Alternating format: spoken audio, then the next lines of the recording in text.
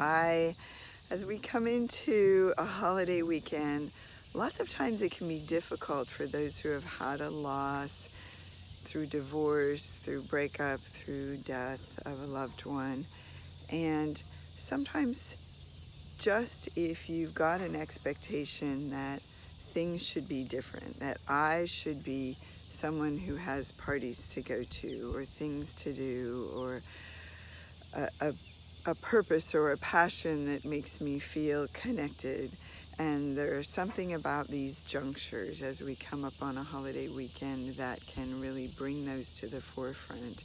And yet, what's so hopeful and wonderful about this way of working with your own thinking is to notice who you really would be without that arbitrary definition that there is something that needs to happen in any given time, in any given day, in any given holiday or weekend. It's supposed to look like this.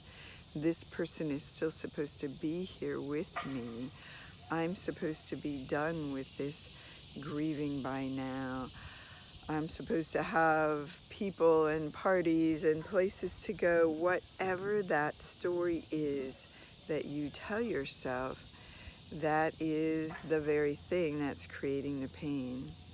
And it's helpful sometimes, as I'm here with my dog Winnie out in our front yard by the water, to think of who you would be if you were a baby, a toddler, an animal, someone who has not taken on this arbitrary mind-made definition that stuff is supposed to happen at this time.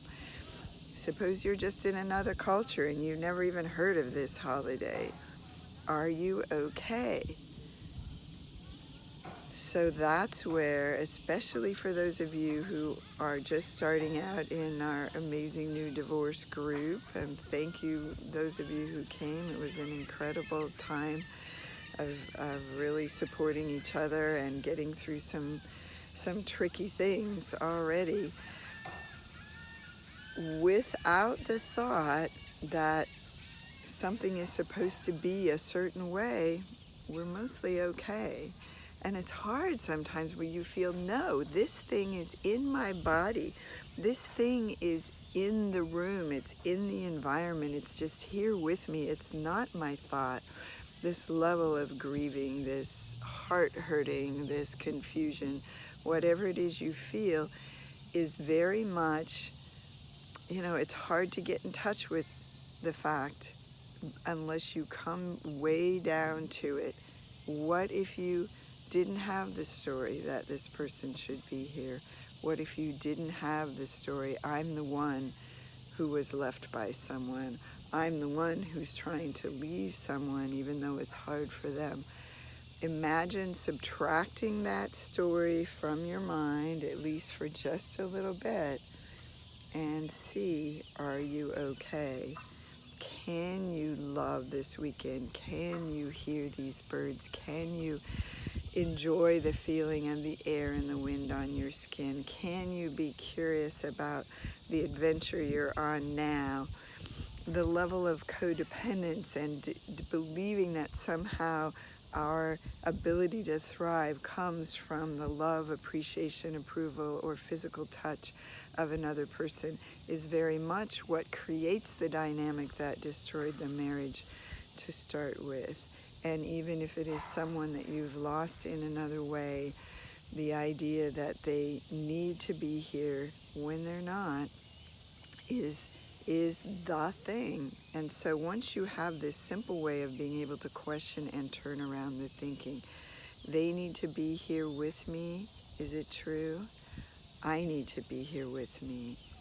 Just me. When you find that it's just you, then you're the one. You're the hero you've been waiting for. You're the one to receive your love, approval, attention, care, concern. Go out and play with yourself, partner with yourself, make plans with yourself.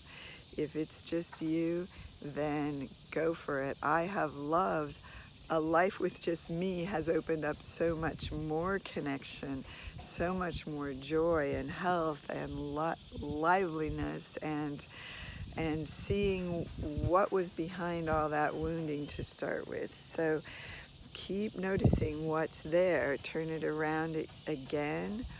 I should be here with them just the way they are, them not here with you, them off doing their own life.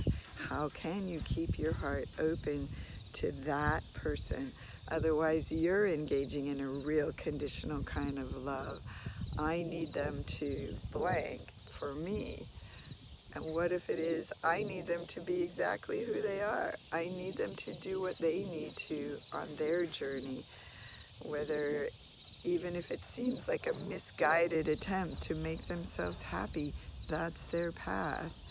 I need them to pursue what they feel is right for them, and that really is a way of opening your heart and trusting that if you're not doing that together, it means you're not meant to, that you've been spared something, that the dynamics could not have changed for you to come home to yourself without that other person moving aside and supporting you still. They are part of you from wherever they are, exactly as they are.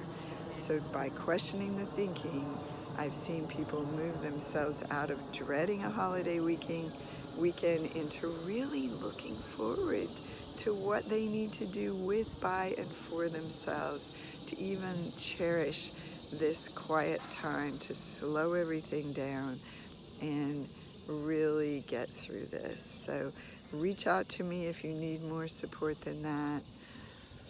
Email, call, text, we're here. And come on into the groups if that's going to be helpful. Take care. Love you, and have a lovely weekend, or not. Whatever it is here to wake you up to the thinking.